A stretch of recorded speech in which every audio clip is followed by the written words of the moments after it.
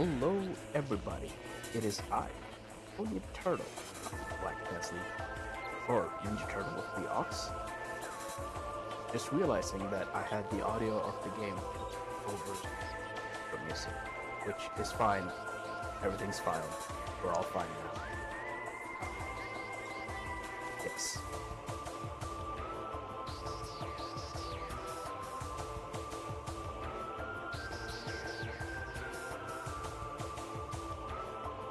Hello, Robot. We are here with Metroid Prime 1. Rail just finished up, or not finished up, but Rail just completed a round of 4. So we're gonna go to 1. And me trying to figure out how I don't know if I can actually copy this, this save to their slot.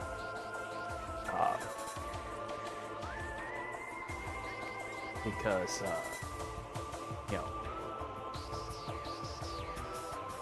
just in case.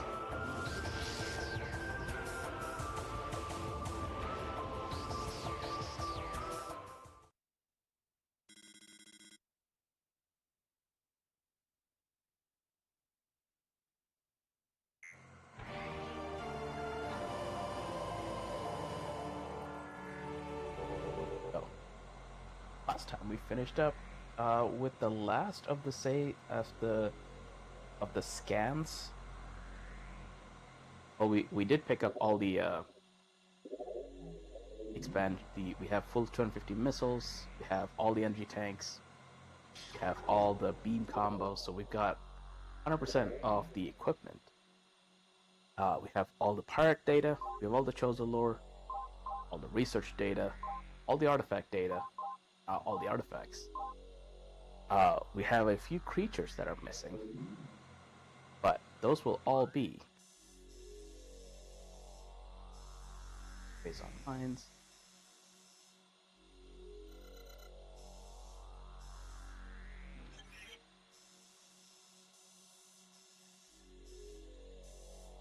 So, yeah, those will all be pretty much on the way to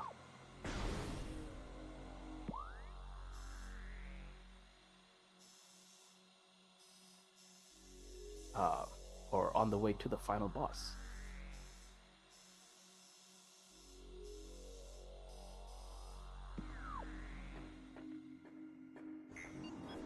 Not going to Rana.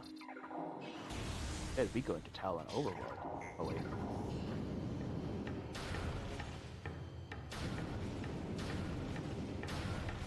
Close for that to work. Oh.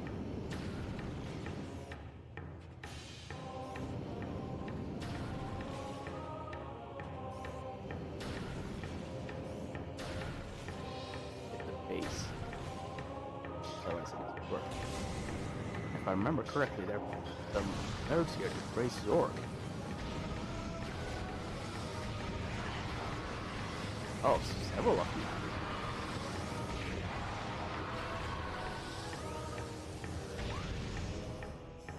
Right.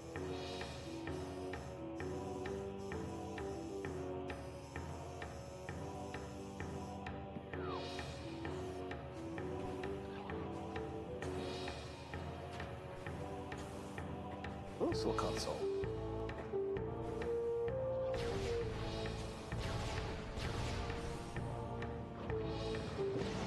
There's a thing that we spent so long agonizing over trying to get of that we explored damn near all of Phendrana. Not Phendrana, Magmor. And I was like, oh, you just need to come back here. It's on the way. Ow.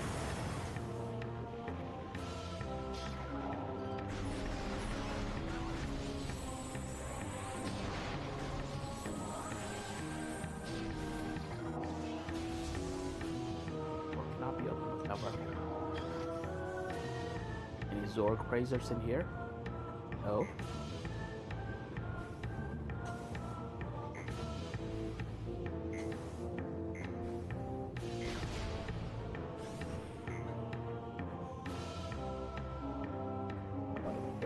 Oh?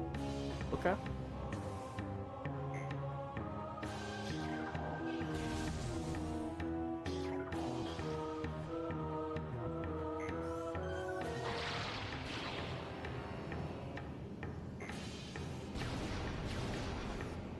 that would be my complaint about this game is Magmore is pointless.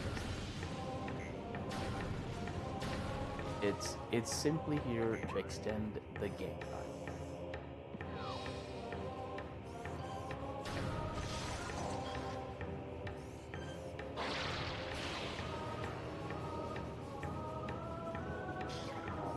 It's just a line to get from A to B. And, or to space out the elevators. Like the only major upgrade there is plasma.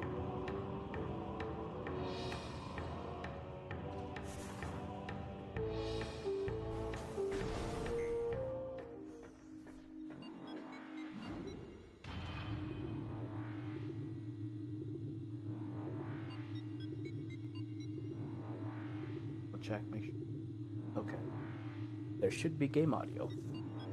Should be game audio.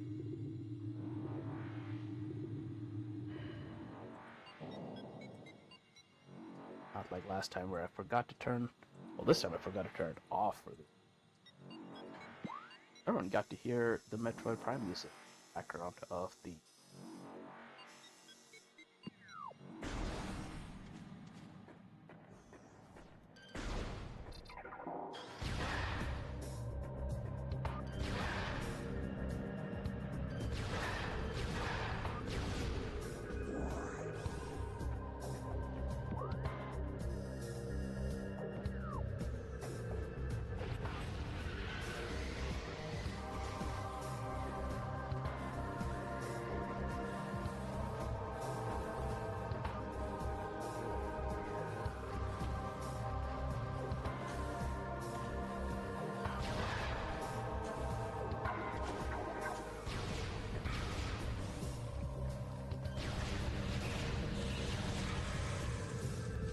Normally, though, that plan is invulnerable, and you have to like shoot the globules it fires back at it.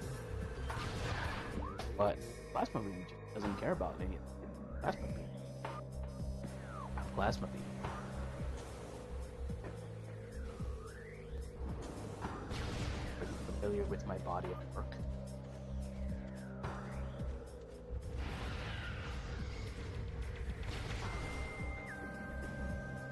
Okay, there's the final save point before the shit really kicks off.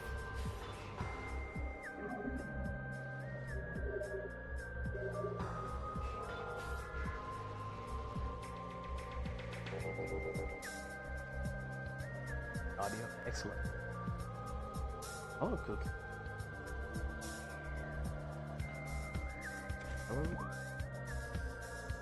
Where are we going? Right ahead.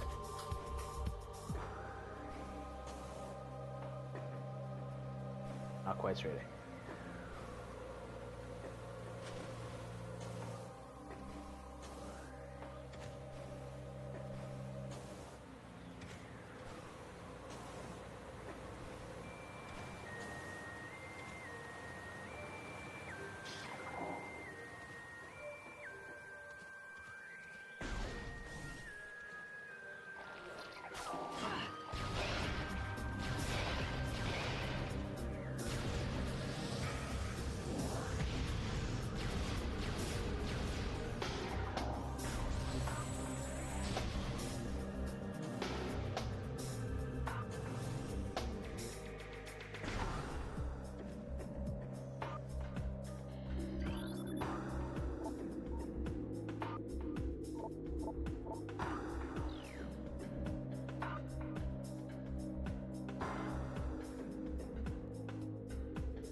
Look at that.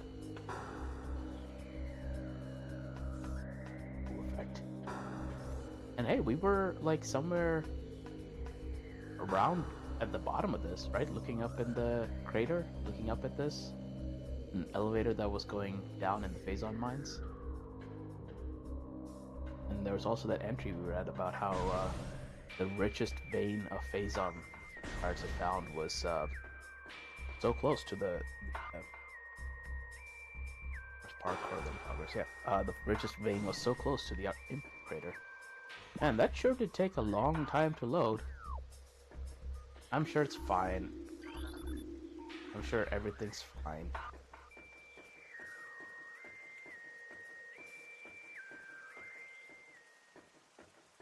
Oh, I wonder why the music cut out. Oh, it's time for Chozo music. Bird magic.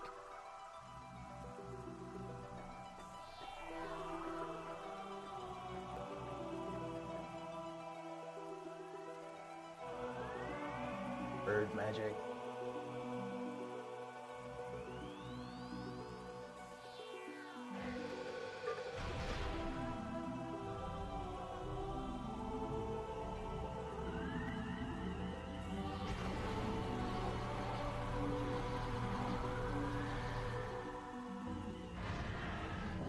What?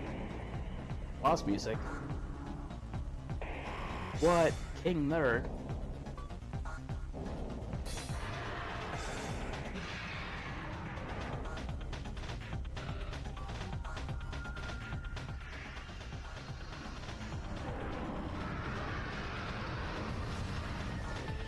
Oh no, he broke their stuff. He broke the Chozo stuff.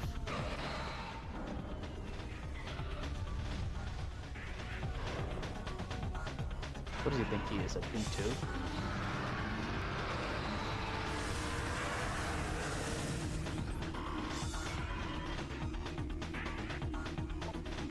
Morphology Meta Ridley. Genetically enhanced Ridley metaform. Oh, Lord Trovus redeemed water break. Alright. Let us water break.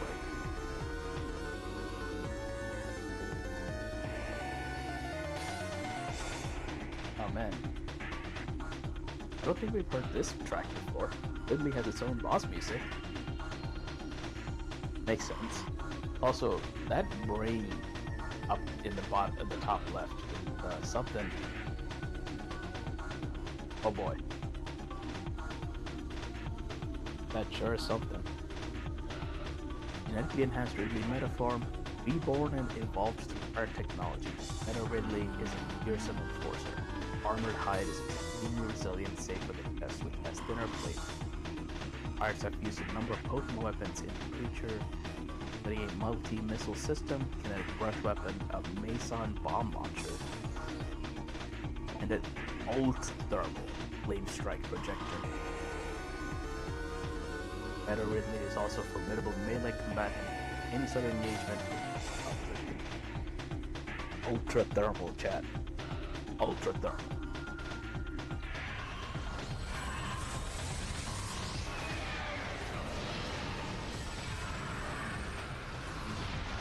A super missile nerd.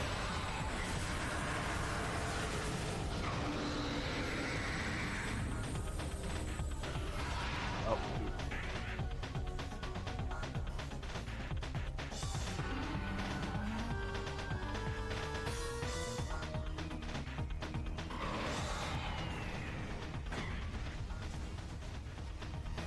Oh no, he bombed us.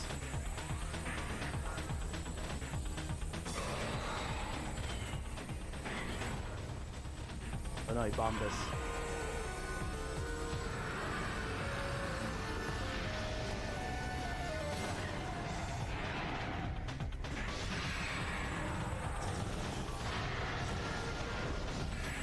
Oh, I actually got him.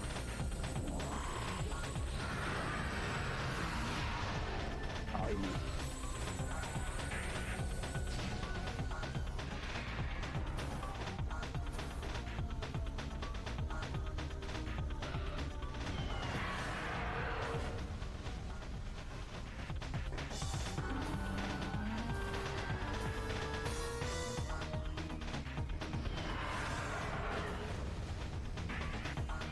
Interesting number on this ancient Chozo ruin site.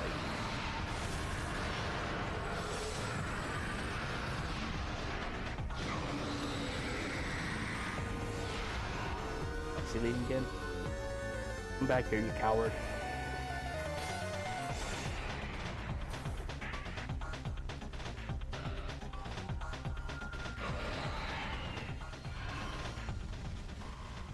Yay, dodged one set of bombs.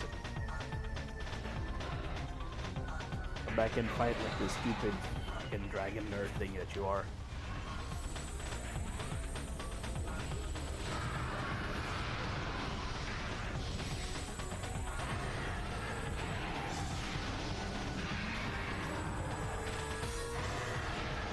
Oh, it's neat.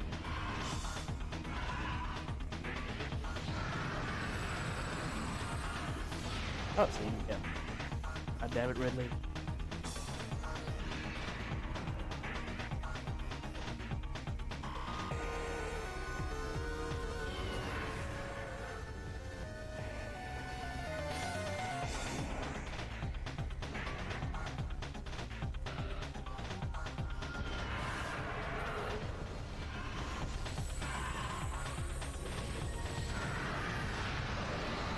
Super missile to less than third.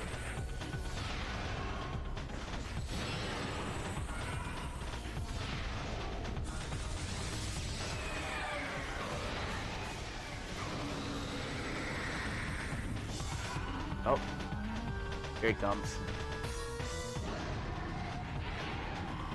Aw, what's wrong? What happened to your wings, buddy? Your wings burn off.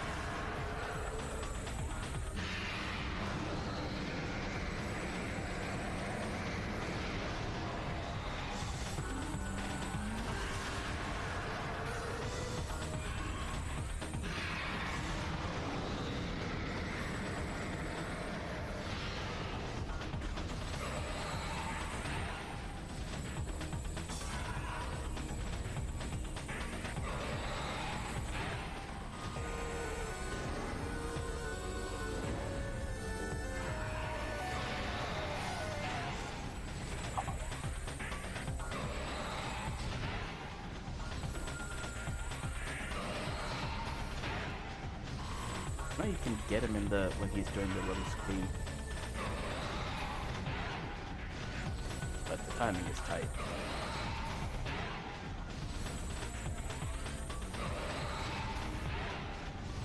You can't in this version.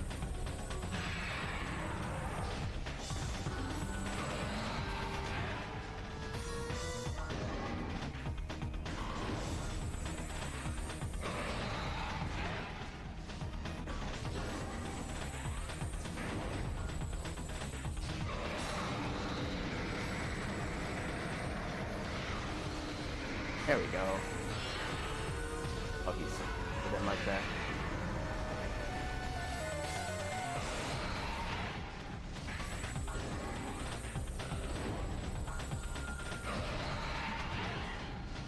Ow. Oh man, that was an energy tank.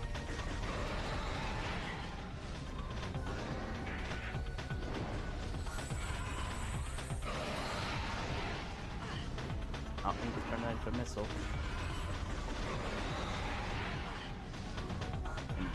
This just okay.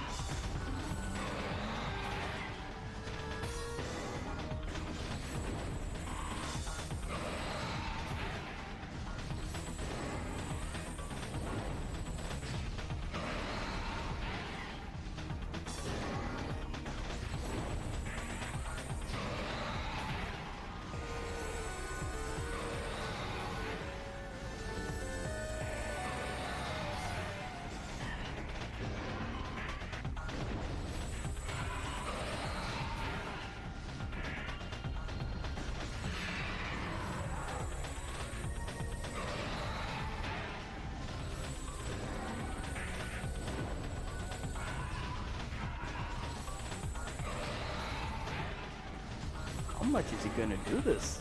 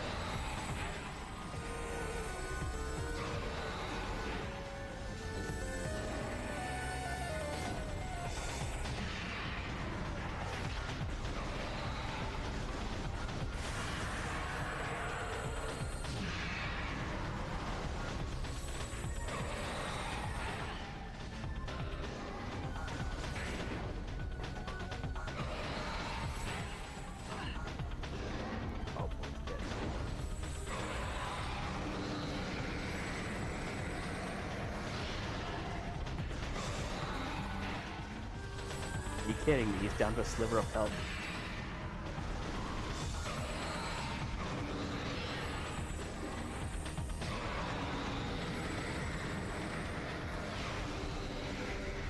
Damn, finally.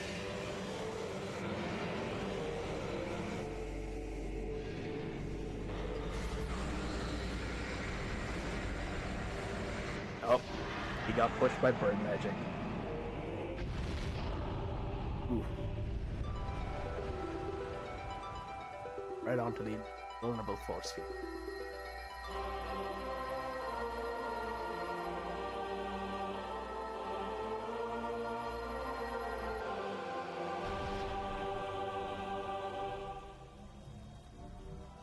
Yay. Wait, you did scan him, right? Pretty sure that's what the first thing we did is scan Ridley.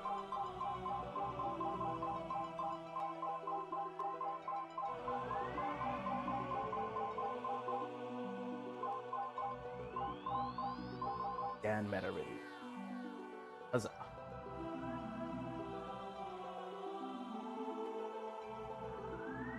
Okay, so I think it was that I had to get close enough to him to knock him out of the infinite run towards you.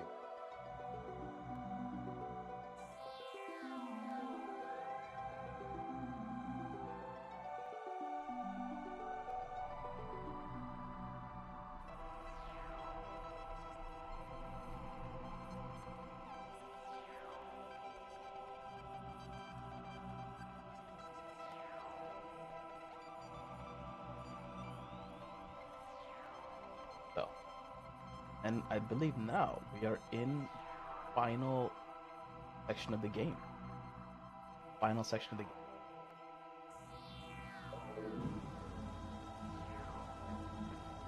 Really took half our energy time. That's fine. Back to Crater.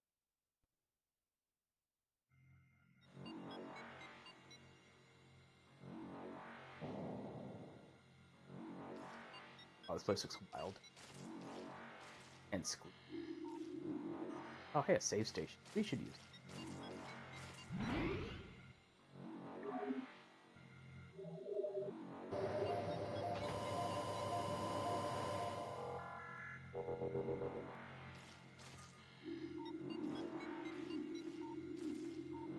I don't know what all this red stuff is. It's probably fine.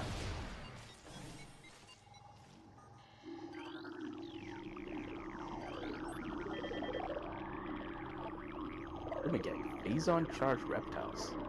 Natives have talent for Lunatics travelers. Throughout the survival of Orb and Phazon. Right.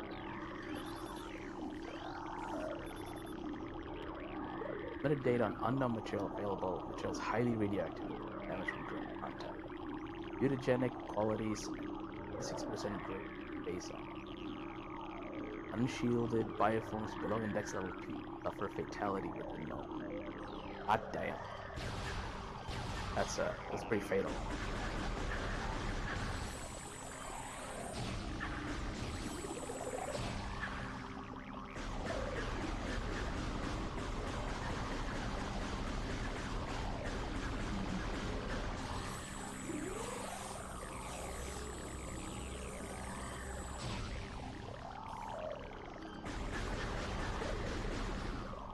Oh, they will just die.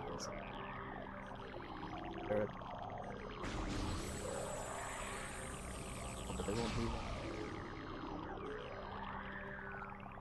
Also, if you'll note, that was a new scan. All of them just die. If you are too slow, you miss that scan.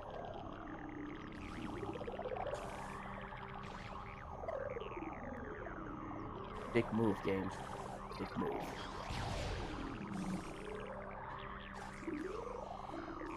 Here, have mutants.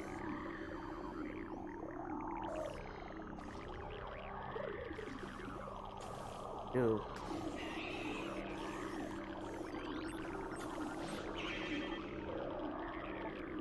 Fish in Metroid. It was splitting into two. The vulnerable to most weaponry except efficiency. From weak type of weapon fire, vulnerability of fish random, static nature, phase-on mutation. Oh.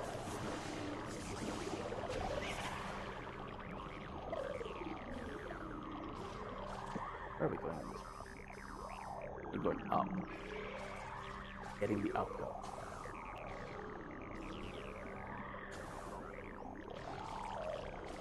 Oh, not that kind of uphill, apparently.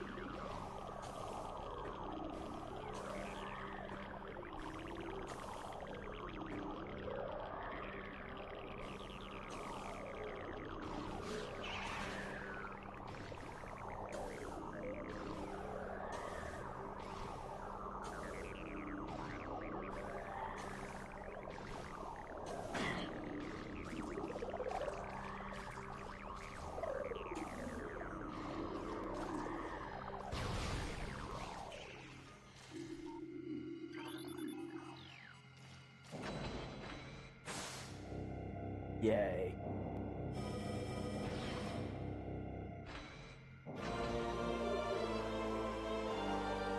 Energy refill because reason.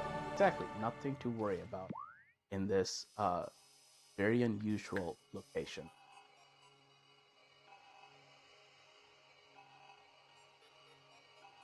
Radioactive, I mean the sort of thing a fully upgraded power suit with very gravity and phase-on should protect you against. Well, about that, and hello. Yeah. So, remember the whole part in the Chozo lore about how, like, the thing is gnawing at itself? Why are there fish in here? Seems like a terrible place for a fish tank. Who put a fish tank in here anyway? I feel sorry for these fish. Like, okay. Maybe it's just naturally occurring in the, like, entertainment. Okay.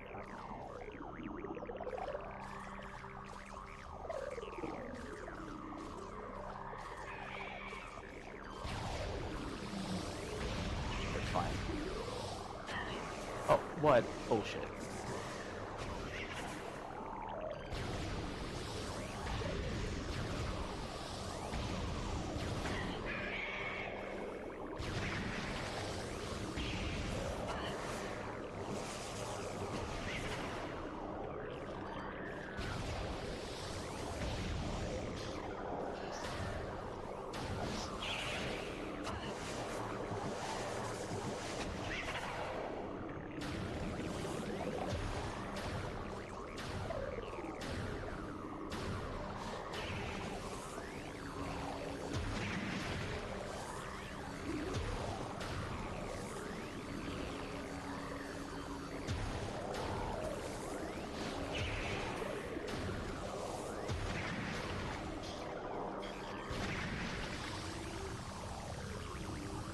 Of course, none of you bastards would cheat.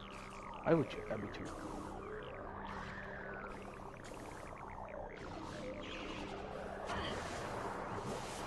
Are you fucking kidding me?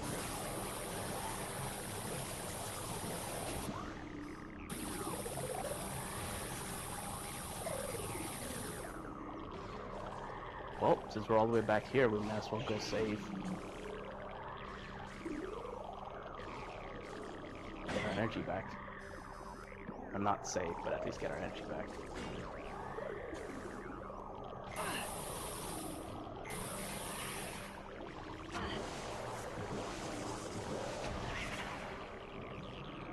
These things are...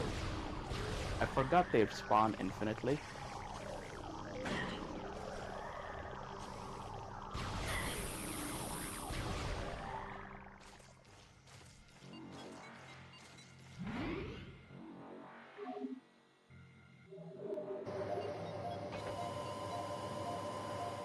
Fish feed on photosynthesis.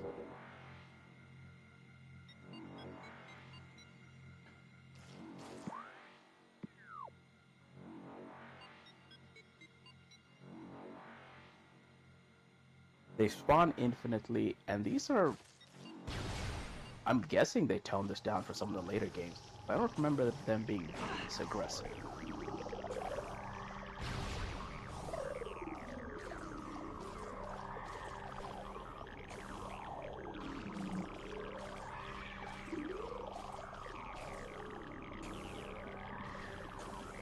So we're just gonna keep moving and hope for the best.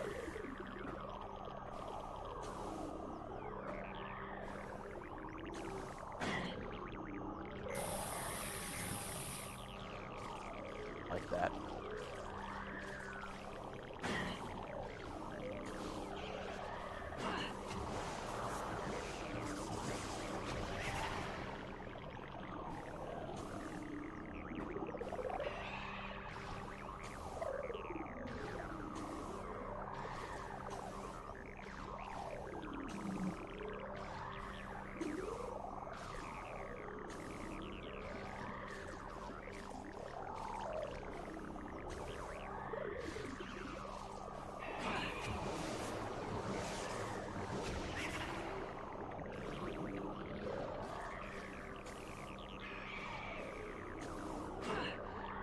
Oh, are you kidding me?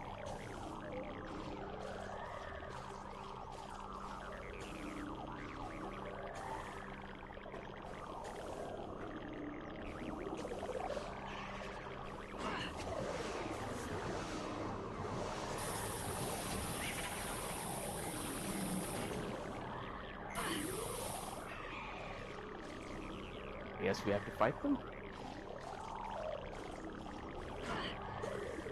Guess we have to fight them. They're not gonna let me climb. They're not gonna be docile enough. Let me climb up there.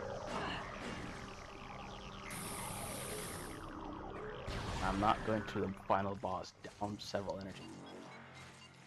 Oh shit.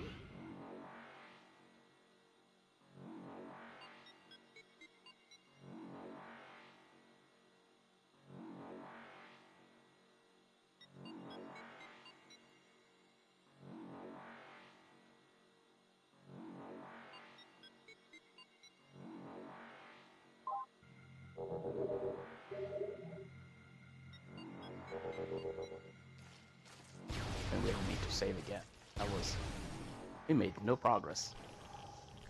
Even like unlock the door with the thing.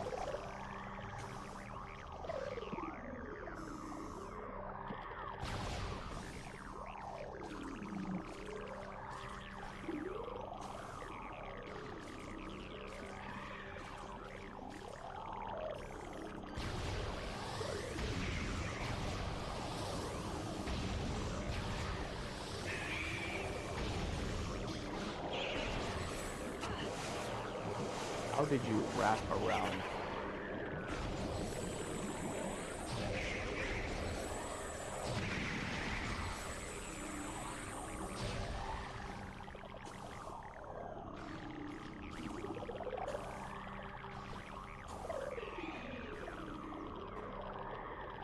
Seriously? Already?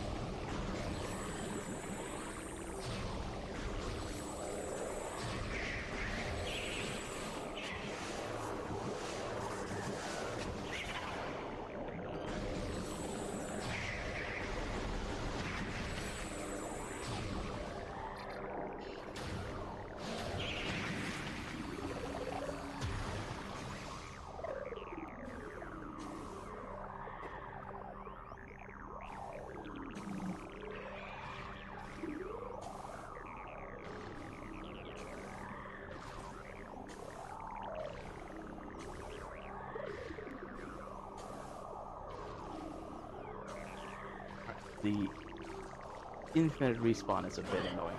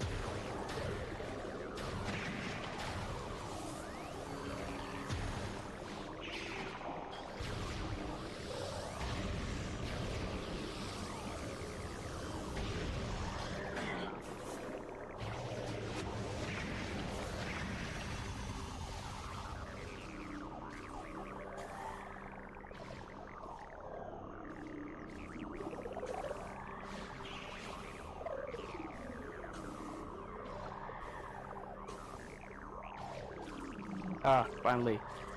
Let me in. Let me in. Okay, that only cost us half an energy tank and a power bomb. I will.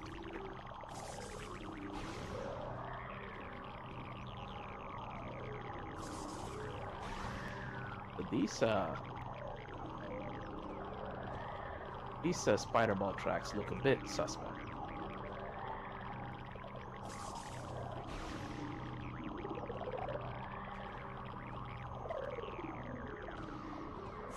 Just a bit suspect. But chat, finally, we've done it. Hello, Grimos. Morning. The fact that they don't drop any charges is dirty as well. It is. It is dirty. But we are finally here. And then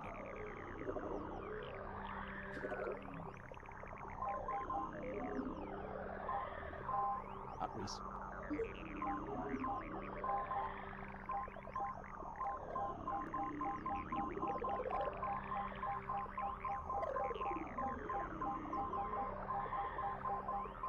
All the creatures that were put in this Umigek, the thing that there's a fish in Metroid. There we go. Okay, so we have I think 2 question marks left. We have 1 question mark.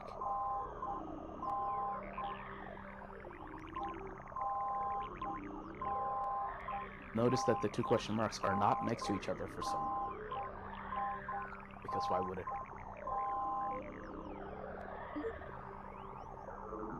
Anyway, onwards. Oh, wonder what that thing is. It's probably friendly. Let's say hi with Scanwise.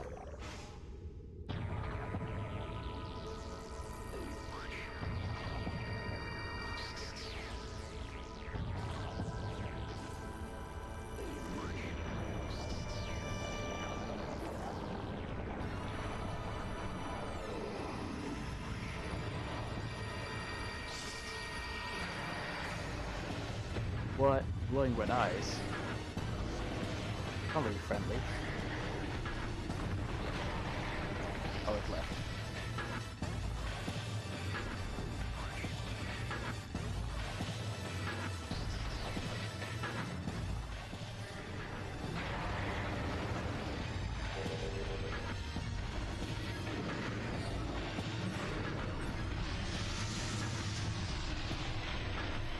Look at the face on the right. Oh man, that is so creepy. Highly evolved Phazon producing life form. Phazon producing. This is the source of all Phazon on the planet. The aberration known as Metroid Prime is the source of Phazon, making it immensely powerful. The genetic flaw makes it susceptible to certain weapons for brief periods. Only its head is truly vulnerable, other attacks are a nuisance. Offensively, Metroid Prime has a number of natural and mechanical weapons at its disposal. These include Ultra Frigid Breath, multi-missiles, snare beams, and a particle wave projectile. Its massive strength and barbed carapace make it lethal in melee combat. Recommended maximum firepower when engaging this enemy. No shit, game.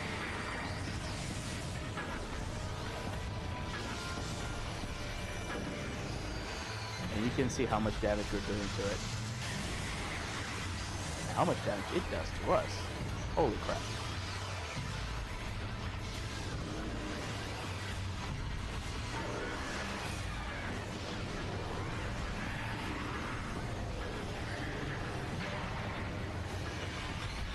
Oh, it's changed its coloring now.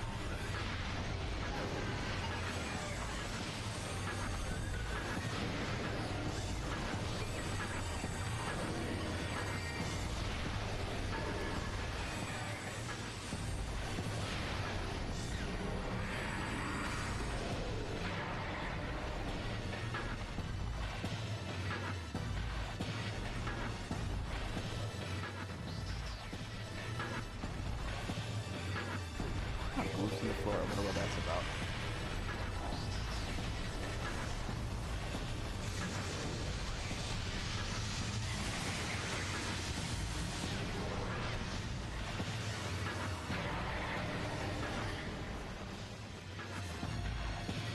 That's what that's about.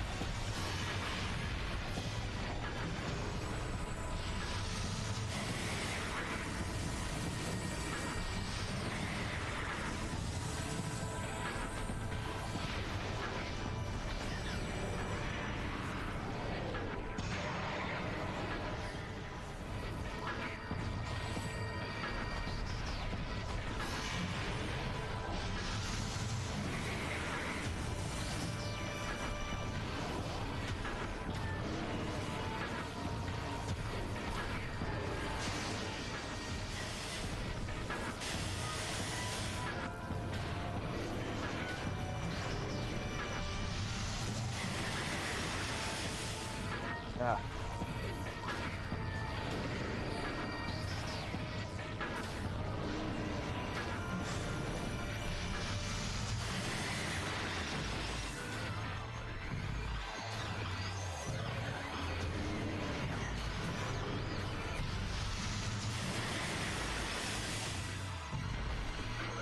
I mean, it is an energy for hit.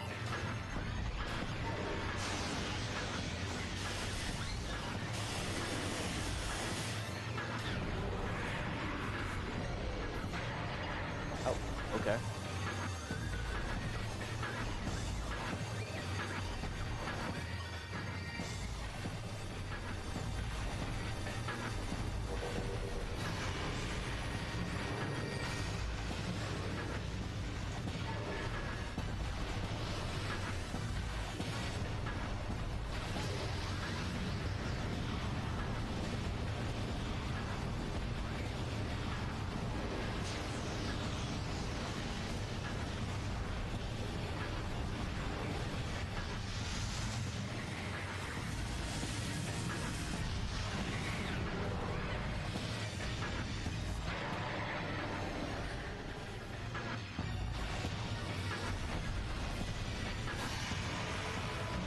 Eyes.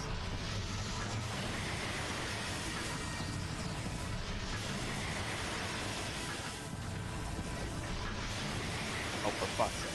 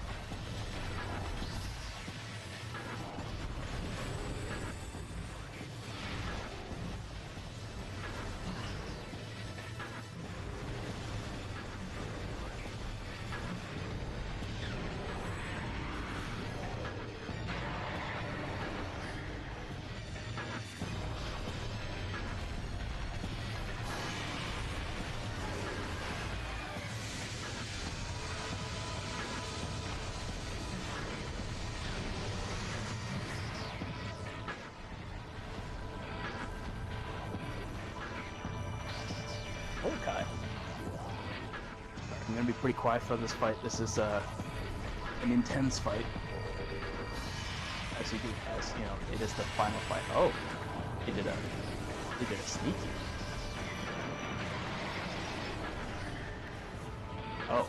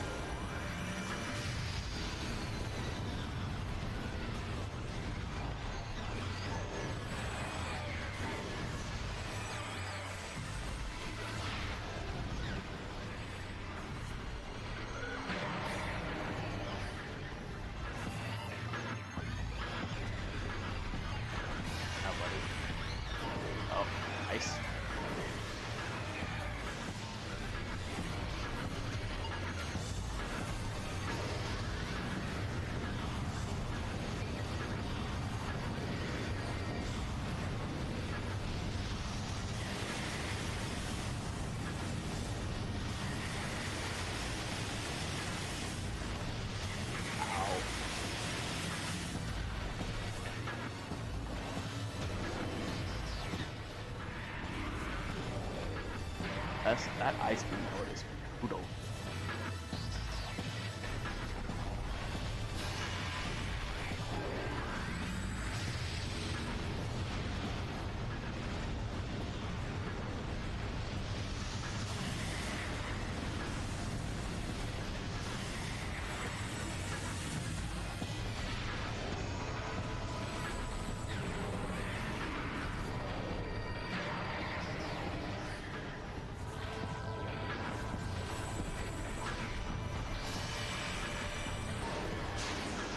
Oh, of course it's ice beam mode.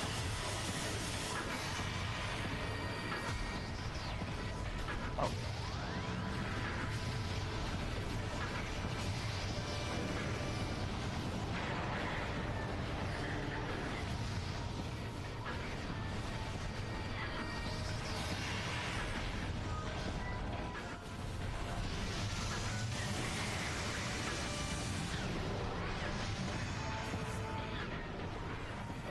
Oh, it fell over. Alright. Not great.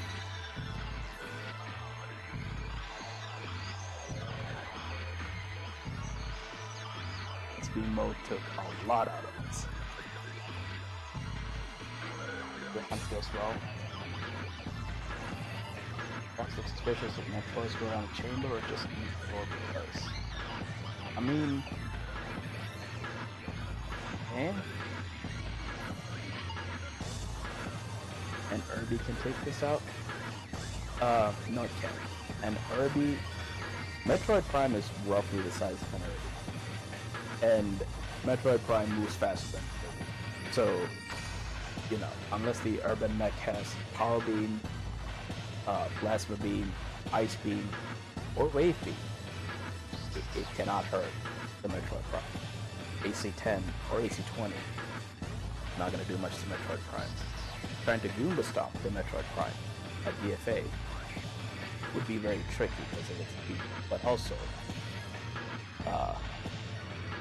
it doesn't hurt the Metroid Prime. So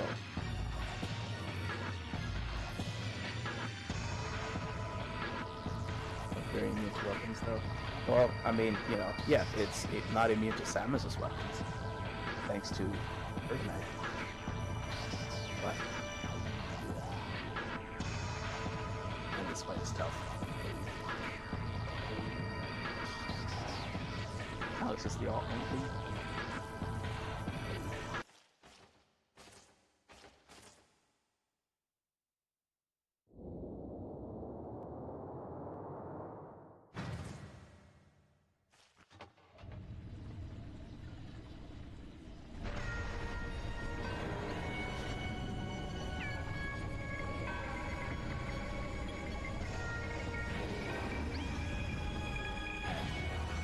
Oh, Samus goes for the running jump.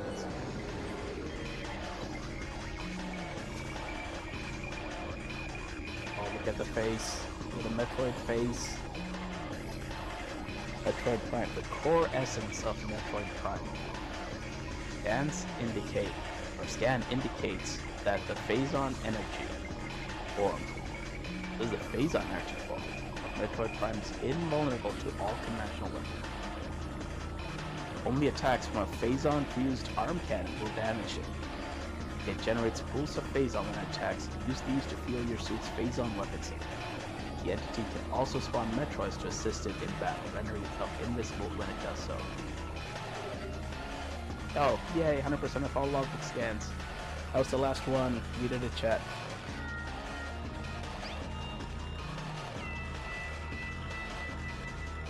Make a Prime Irby? I mean, you're welcome to try. I don't know how you get an Urban Mech to shift vulnerability, to be invulnerable to like everything except Power Beam or everything except Ice Beam. I mean, you could argue like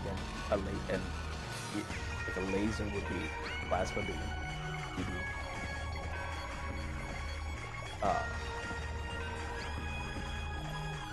LR might be missiles, but it's not vulnerable to missiles. It's vulnerable to missile combos because they have the beam energy. but not to restrict missiles. So maybe you hope it shifts to plasma and I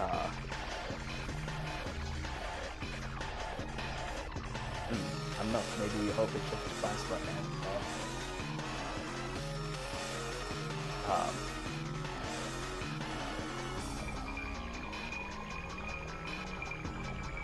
hit it with lasers.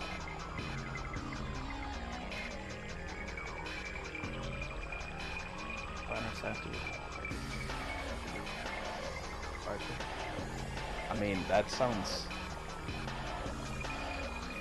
I don't know if planar scientists are technically right.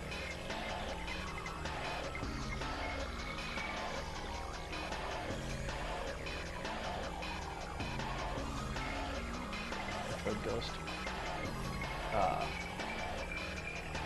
You know, the planar scientists are pretty concerned with like what the warrior cast want, unless they're of the weird breakaway, like whatever they were called, organization or syndicate. And even they were mostly like, yeah, we're just going to like ignore what the warrior cast wants and do our own thing. But it was still mostly just like better equipment, better mechs, and trying to tweak. They were never like, oh, let's bug phase on it.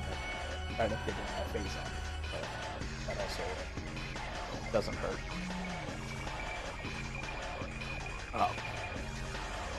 But yeah, 100% of all login scans. Hit it, chat. All the scans. See how they feel.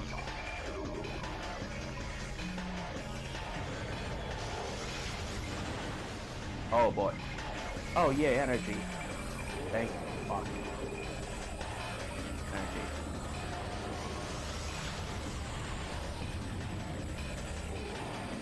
Oh, doing the hacking screen.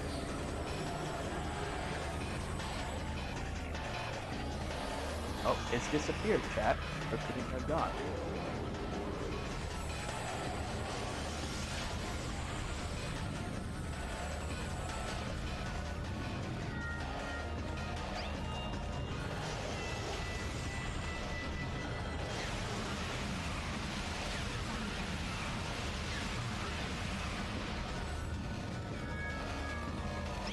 It was 5 times, I think.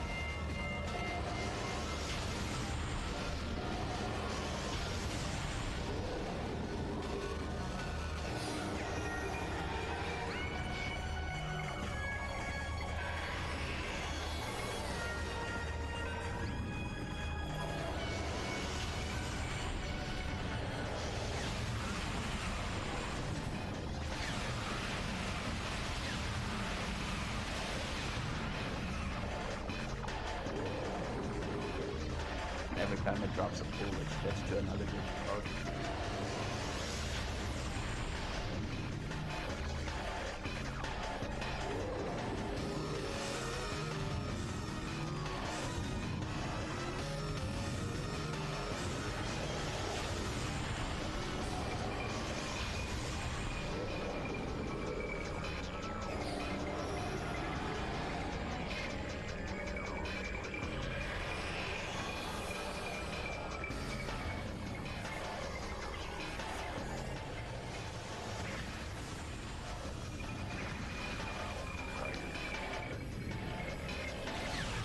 Oh, now you can see what hyper mode looks like.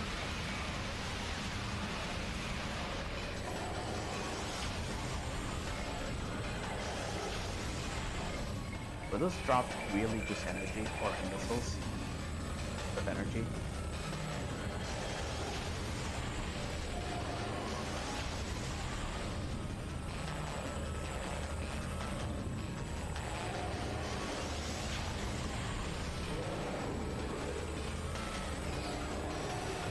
Scram.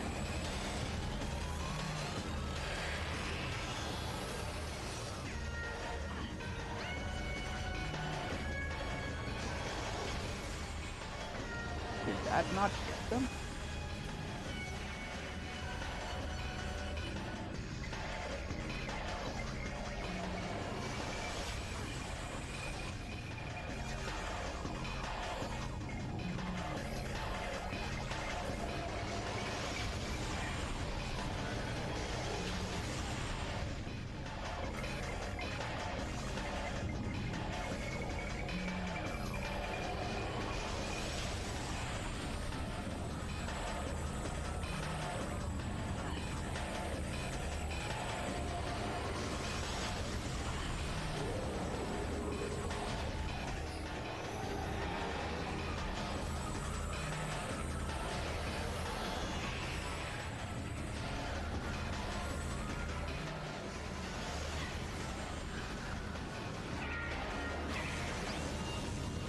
Oh, for fuck's sake.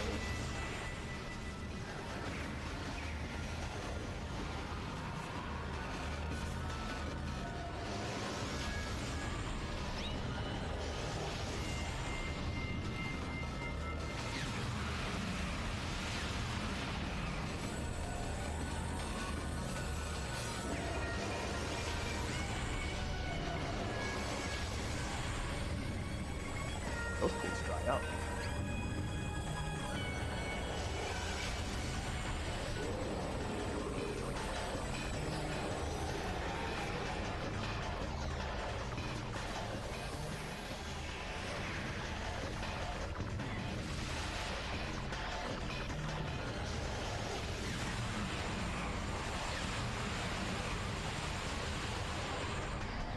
Yay!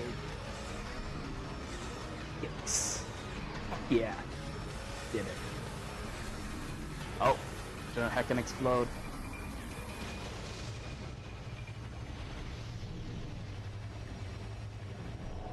What? What is this? Oh no, not the tentacle monster. Oh nein.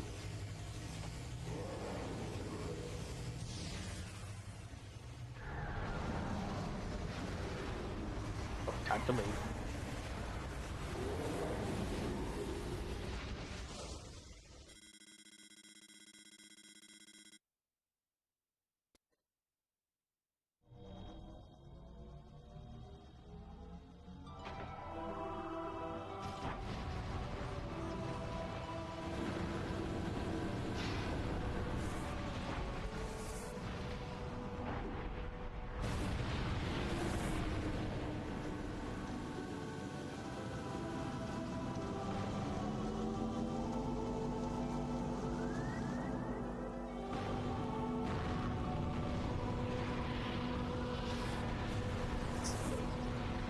Raise Zorg Impact Crater.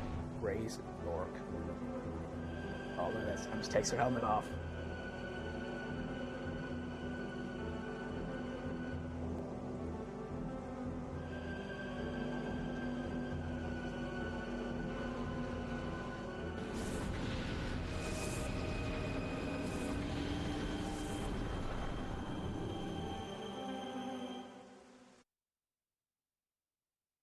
Hell yeah.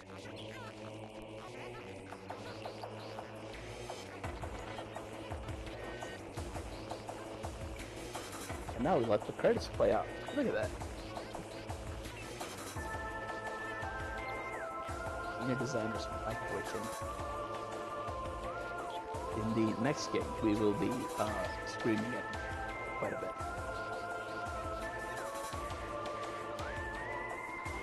Actually, that now.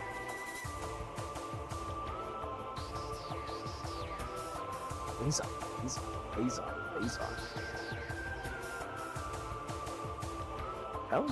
Capellans have a high level of education. Again, if you think in terms of Stellaris, Capellans built tall. They may have a few planets, but those planets are at a high level of advancement, of industrialization.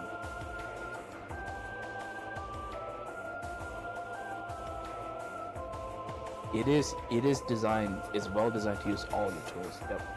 Yeah, like in that we used all our beam combos, well, almost all of them, except for Ice Brother.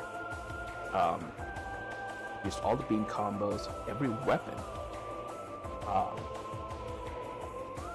We used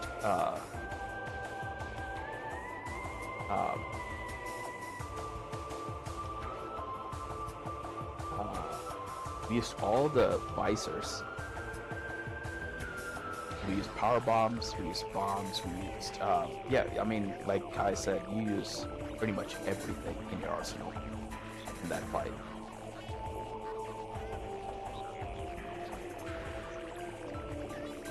It is nice that it didn't make you do the, like, oh, exit the place, you have, whatever, so many seconds, and if you fail, you gotta fight your final boss again. On the Frost we have this one. I mean, I don't know if they're disappointed. Like they have, like Capellan lore has to be. Capellans have to be pretty well characterized for them to like you can tell a lot about a Capellan without saying what they are and what their job is. So Capellans are very well characterized, in my opinion.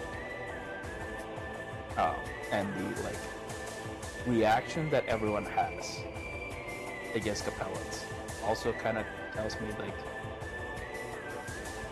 you know, they they're well characterized, they're well written.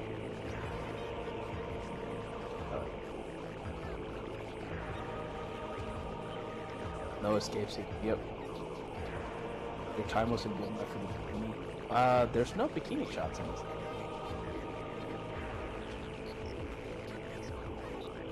And the planet didn't explode, just the impact crater exploded.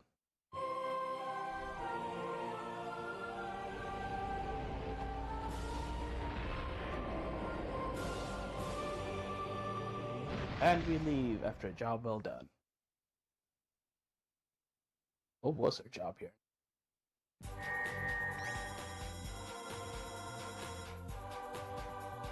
13 hours, not bad. Hard mode active.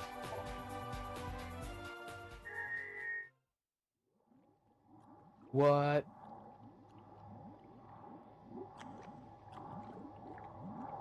A little bit of phase on left.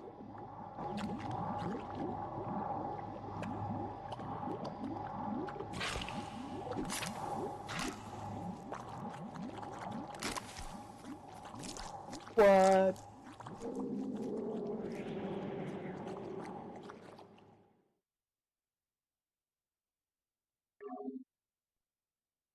Samus's suit is now like all weird. So, all right. Just to make things easier for here's what we're gonna do. Have a little chat. I'm gonna turn the audio of the game down. Like, talk about this game, right? And then we'll move to Prime 2. And to actually switch games, I will have to like end the stream and then restart the stream. So Metroid Prime, to me, when this game came out, like after like 8 years or 9 years after Super Metroid, we had been kind of like, Metroid. If you want to play Metroid, you basically play, Super Metroid. That was widely considered the best game of the series. Um, you could play other games. You could play, if you had an NES, you could play the first one. If you had a Game Boy or Game Boy Advance, you could play Metroid 2. Um, epic foreshadowing. Yeah. Yep.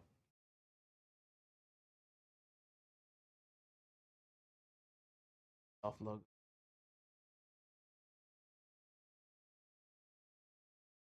Better pull the Phazon out of the suit. Or not any fusion. Any not have any future. So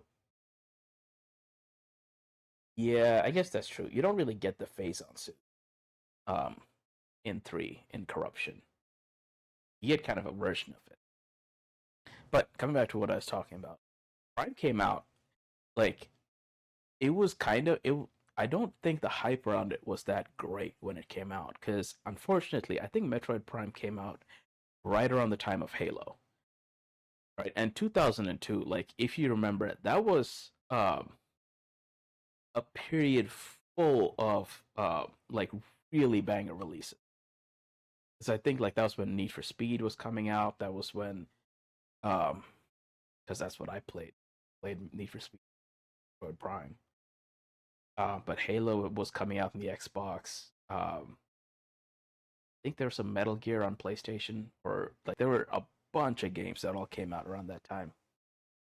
And I think that kind of hurt some of the popularity of the Metroid series.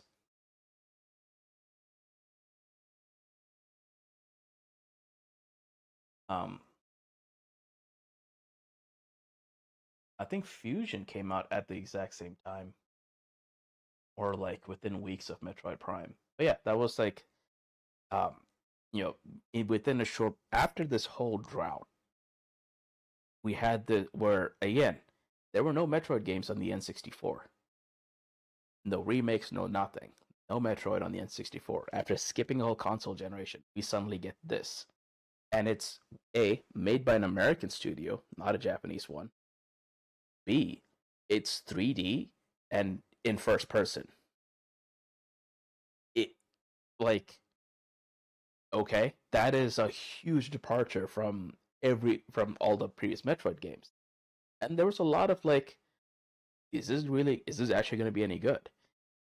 Turns out, yes, it was incredible. Like this, it's not the same as Super Metroid because you don't have beam like stacking like you did in Super Metroid. It's closer to the OG Metroid where you could pick up wave beam or ice beam. You could have both at the same time. In this game, same thing. You can switch to ice beam. You can switch to wave beam. He doesn't lose them. Um, and it keeps like a lot. Most there's one important power up that's missing, and that's screw attack. Um, space jump is kind of weird. It's not like you can like okay, it's not the traditional space jump, but it is kind of um and some of the like it's an American game or it's made by an American dev. So you get like some of um the how do I put this? The not quite traditional like Japanese takes on a lot of this. Um no, space jump is a double jump. It's not like infinite jump. Okay, that's fine. Um it the the suits look fantastic in 3D. And again, the only thing we had to compare this game to at the time was Super Metroid. And the suits in this look amazing. Right? I mean, like it looks like you take a suit out of Super Metroid and import it into 3D. The 3D platforming is a pain in the ass, um, but they love you. The map design is like for its time. This thing has really good map design, right? Because you end up the map's not huge, um, but there's so much verticality, right? In a first person 3D game, this game really does have a lot of verticality to it.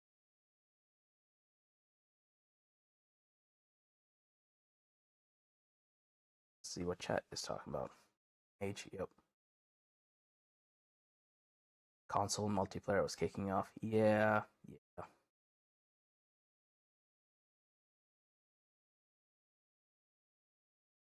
Uh,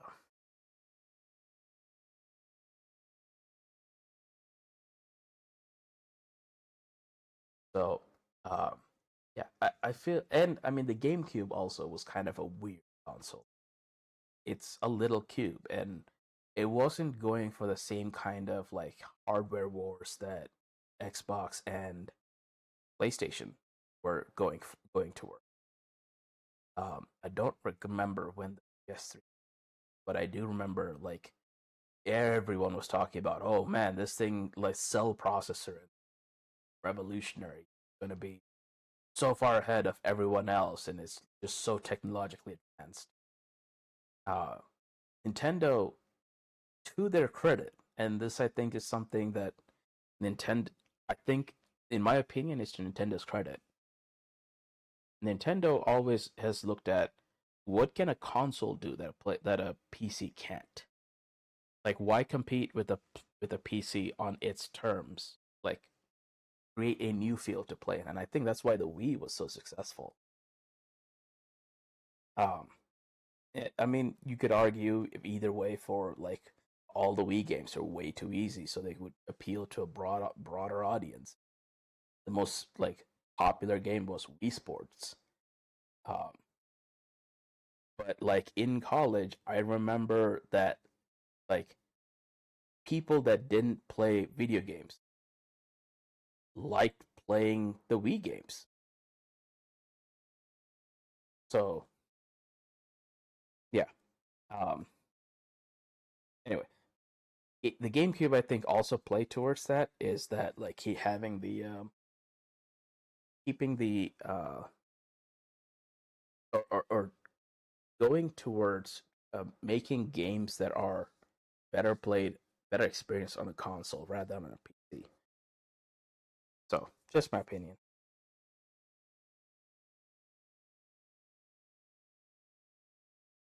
App design's good and likely doesn't see a large interconnect. I mean, when was the first Dark Souls? Um, so, but I'd say the one thing this game did really well, introduced, right, that wasn't in a game before, is the different scan mode. The scan visor is new as of this game, and now it's like in all the Prime games. Um, thermal vision, X-ray vision. You had X-ray visor in Super Metroid, and its task was basically to help you hunt for hidden stuff, like hidden blocks, hidden uh, pickups. It's not like in this game where it's an actual mechanic to like traverse terrain, find pickups, be a mechanic to defeat the final boss. So, yeah, what do you guys say, chat? What is if you guys played Prime when it came out or close to when it came out? What were your like memories of it? What were your like reactions to it?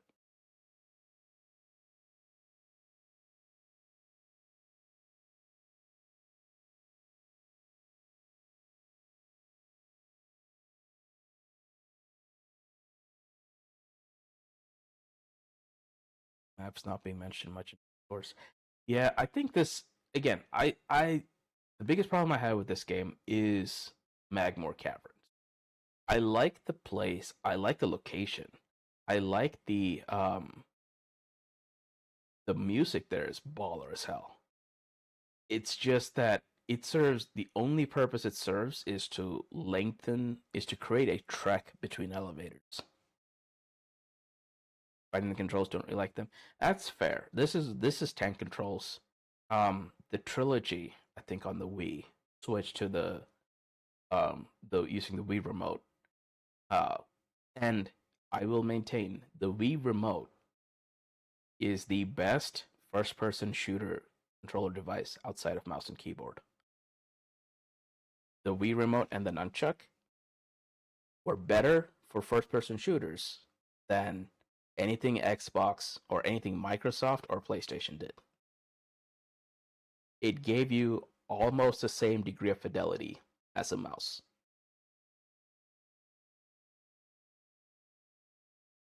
Um,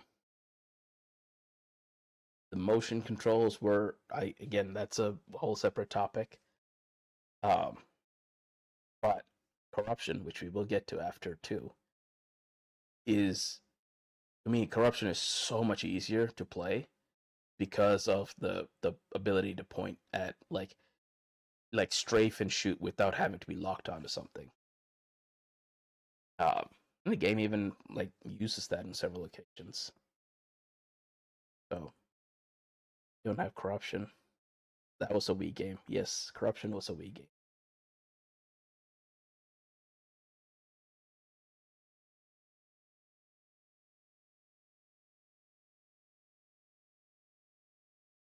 Eh, that's fair.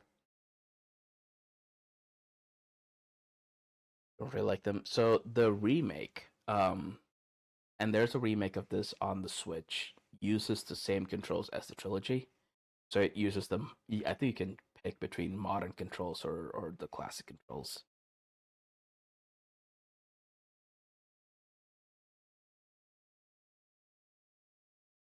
Are still the same. 2007 Microsoft sold their hardware as a loss leader.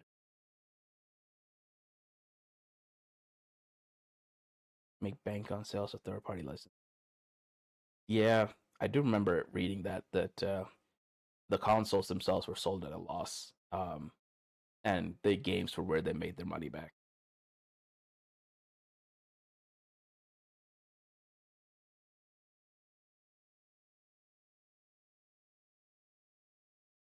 But GameCube and Wii were technologically behind Xbox in the same generation. I mean, I'm sure cost played a part of it. Um,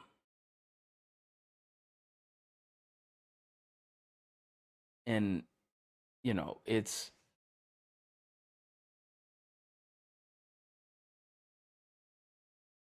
I would argue that I don't know if the cost thing is maybe as relevant because yes, the Sony and PlayStation were much more. And okay, I am guesstimating here. I don't have the numbers, so I could very easily be wrong. Yes, Sony and Microsoft were competing on pure power, but if you're using similar hardware to what a PC uses, you have some advantages of manufacturing scale. The Wii was the only one with the Wii remote. Like that is bespoke hardware, and like really different bespoke hardware. So I don't think the Wii gets the same level, same advantage of um, manufacturing scale that uh, that Xbox and uh, the PlayStation had. The the Wii has this weird we use the weird disc format that can't be any cheaper than it's got to be more expensive than just burning a CD um, or something that is the same size as a CD. Like all the you have to have all new handling, all new everything for the mini disc thing that GameCube does. So the remote work cost to put a PS3 on the shelves nearly $1,200 a unit, and they're selling for $6. PS3 I can see because the PS3 had the bizarre cell processor, which like I still remember because I was in college at the time, or maybe just out of it. But there was a lab at the university um, that had bought something like 20 or 30 of them to create a supercomputer, and like that's great, but how how does this help? Yeah, Beowulf clusters. I still remember what they called it. How does that make the game better? How does that make the game more fun? Like knowing that if I buy 29 more of these things, I could have a supercomputer to do some computation on. That doesn't make Metal Gear Solid any more fun. But anywho,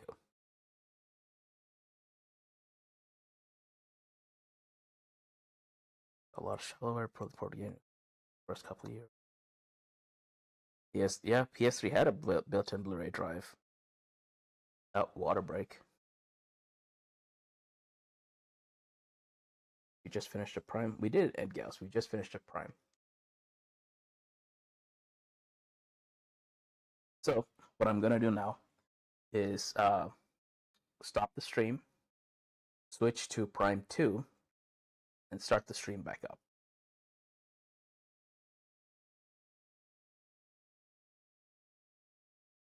And we will begin Metroid Prime 2 Echoes.